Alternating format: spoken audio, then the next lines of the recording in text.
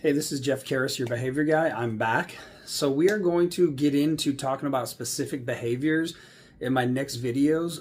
But really, when you're looking at behavior, whether it's at home, whether it's at school, wherever it is, you need to determine the cause, the root of that behavior, right? The function. We talked about that in a prior video. If you haven't seen it, check it out. But then you also need to look at, is it a skill or is it a will?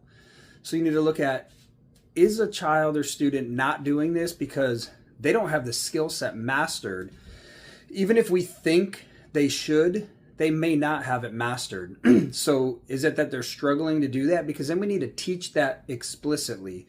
It takes a while for a student to replace inappropriate habits and inappropriate behavior with the appropriate behavior. And they're never going to change behavior unless we replace it.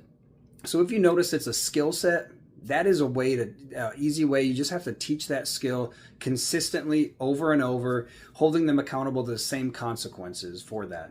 If it's a will, then that means it's the motivation. It means that they don't want to do it. They don't feel a need to do it. And that is a different issue, because then you're going to address, how do you motivate the student to do that behavior? Because they know what they should do, but you need to try to motivate them now.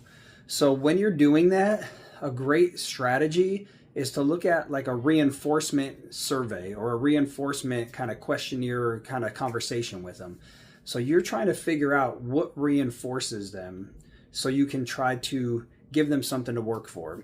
So maybe if I know what my child's favorite toys are at home, then, or favorite games to play with me are, or favorite activities, I can use that as a reward. If I'm just picking things like, hey, you can have some candy if you do this correctly, it might actually not be as rewarding as I think it is.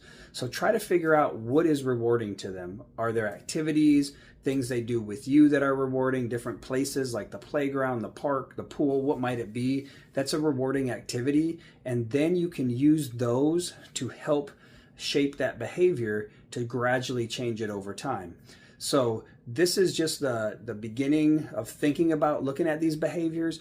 In the next videos, I'm going to actually hit on some specific target behaviors. So stick with me. If you have target behaviors that you're really looking at addressing at school as an educator or at home, feel free to post them in the comments and I'll try to hit on those and find some strategies for you. All right, this is Jeff Karras, your behavior guy. I'll see you later.